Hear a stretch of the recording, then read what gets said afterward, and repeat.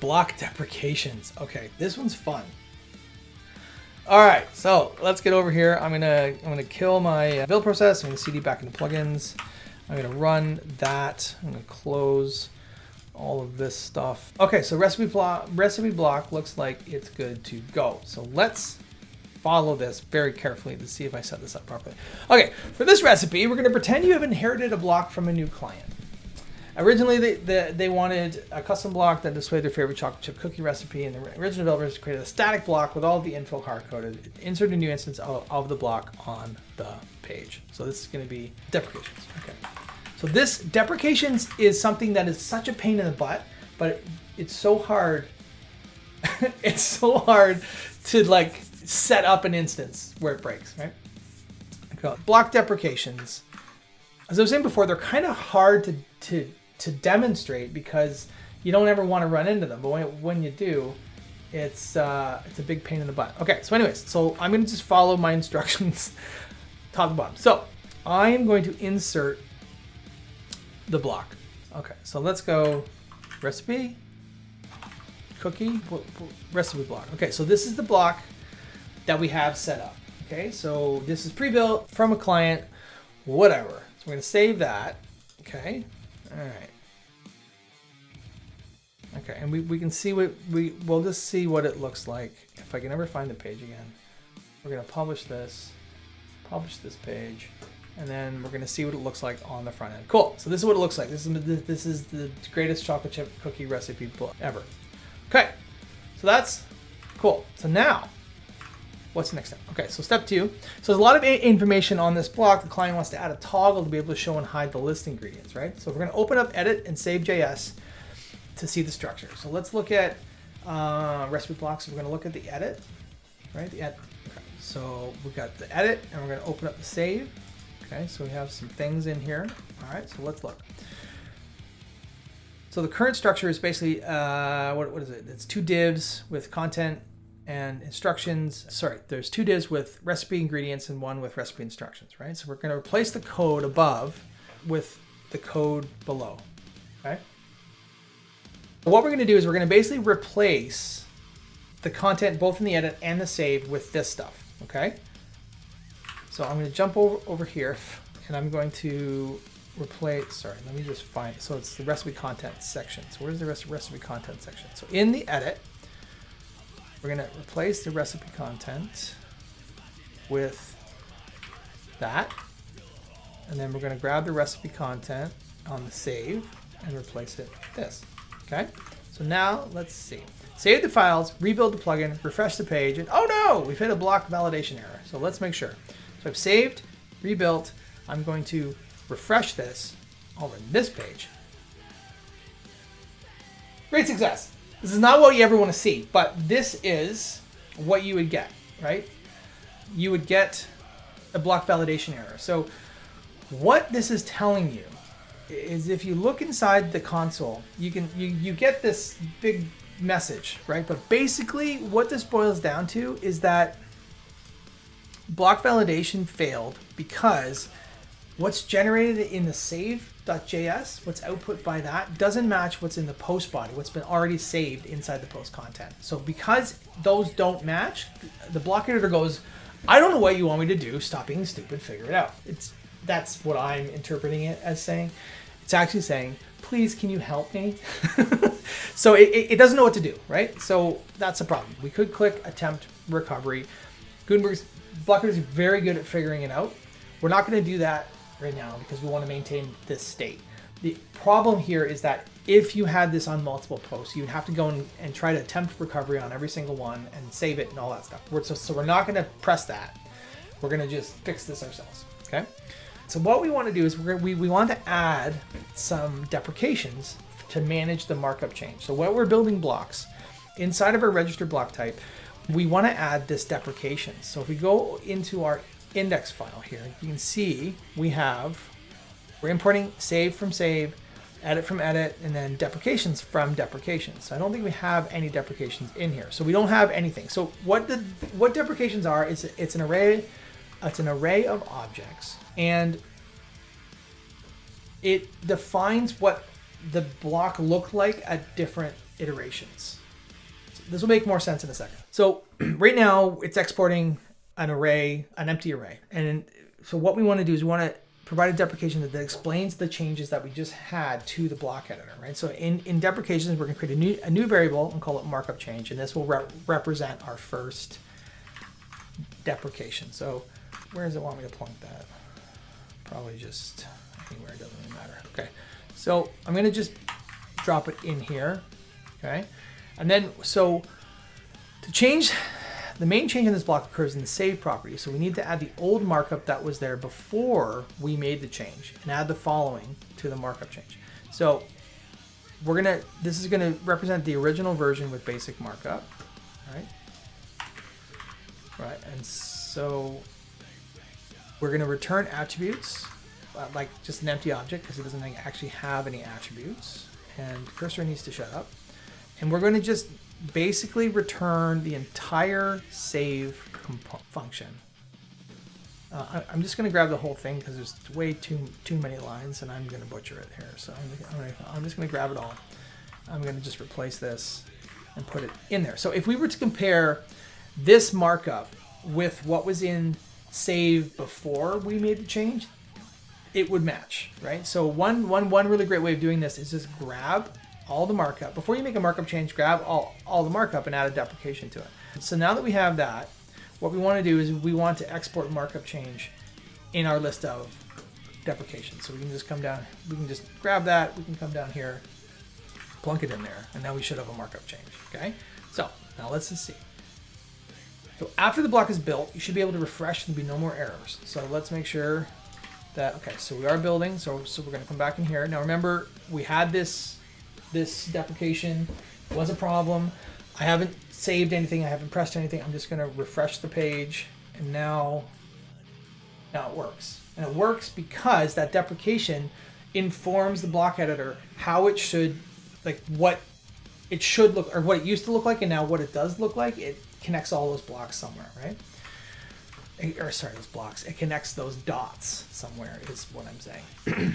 Cool, so that's the first one. So that's going to be a pretty common one. When you inherit blocks and you make markup changes, you're going to run into these things. So that's definitely something that you're going to want to look at. So the next one is, this block is great, but it's not reusable in any way, shape or form. So let's change that by making the title of the recipe editable. So in the block JSON, we're going to add a new attribute.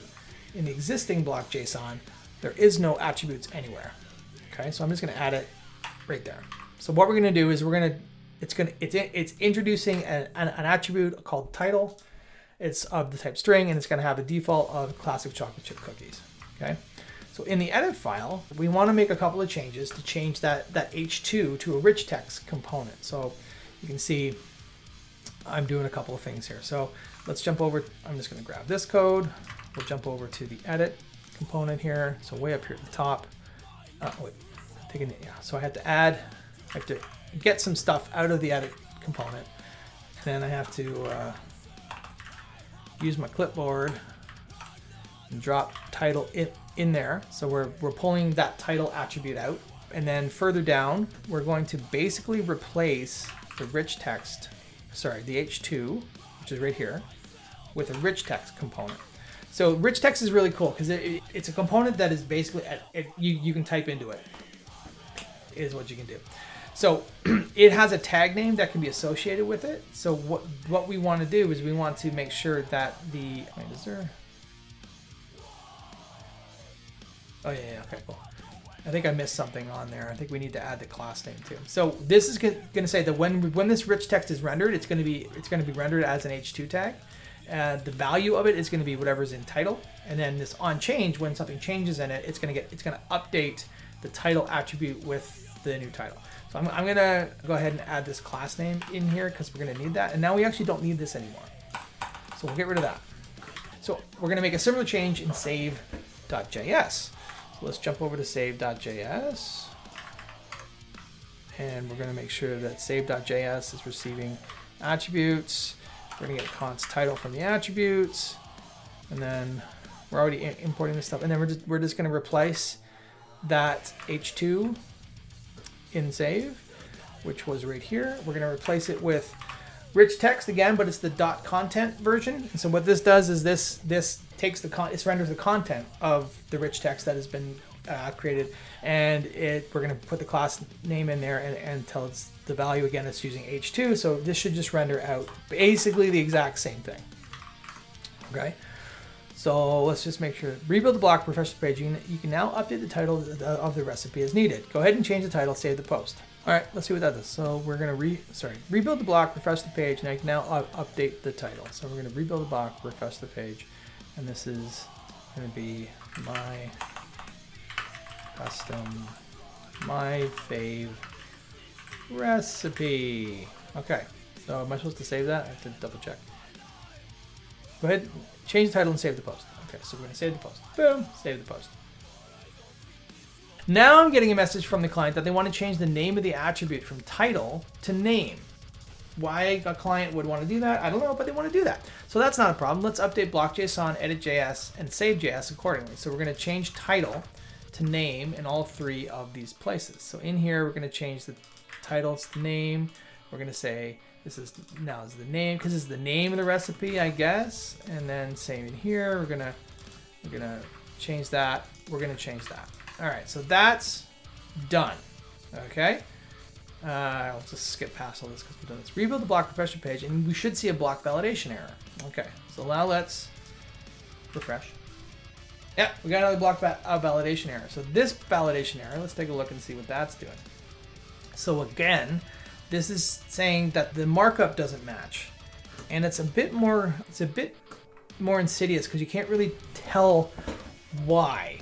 And I know why, because the attribute that was saved with this block doesn't match the attribute that it's trying to get. So it's not outputting the title anymore, right? So if we were to look in here somewhere, chocolate chip cookies. So this is the save function, right? And then in the saved part,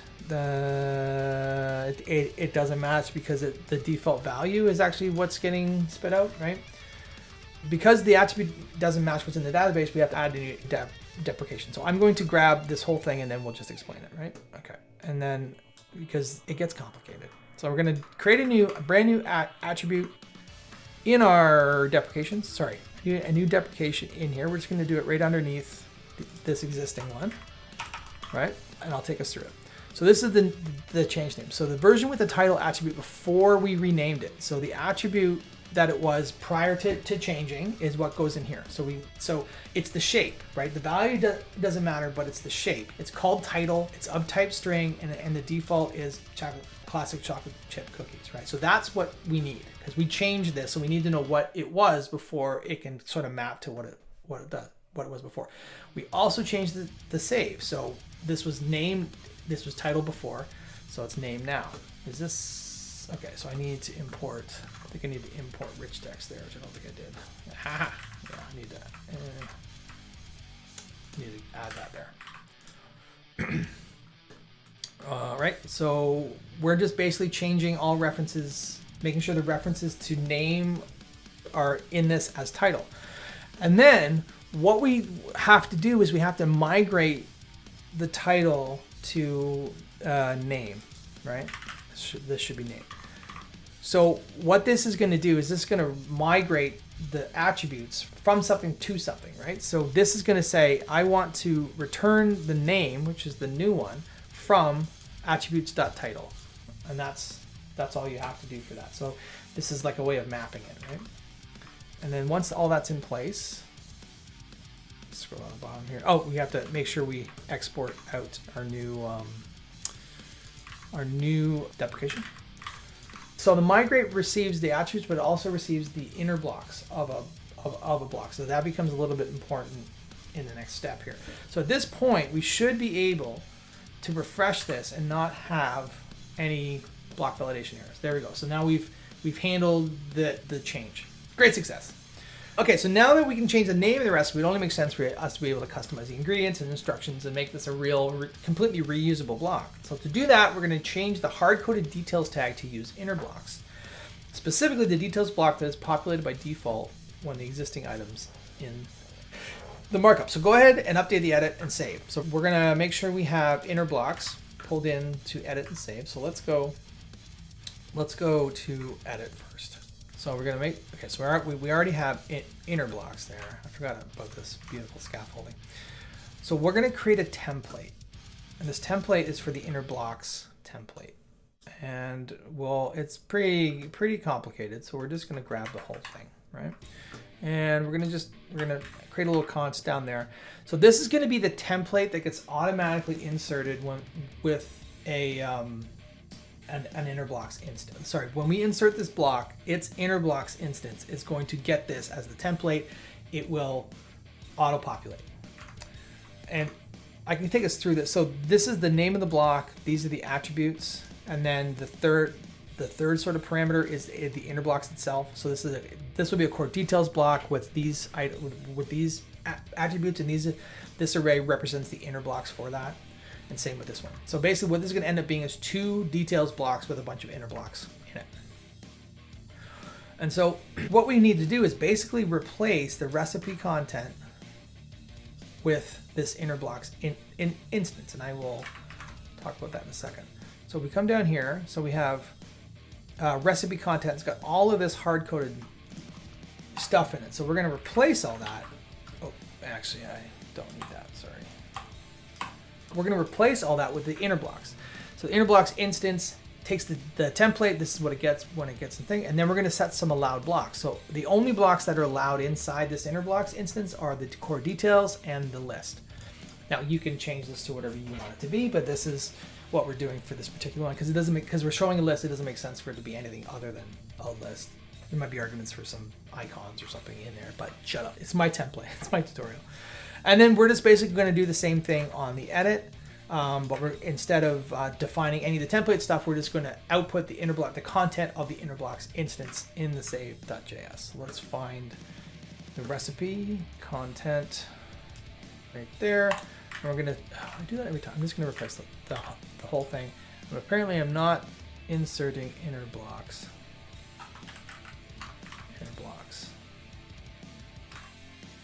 That's got me a little scared, but there's a user inner blocks props. Okay, cool.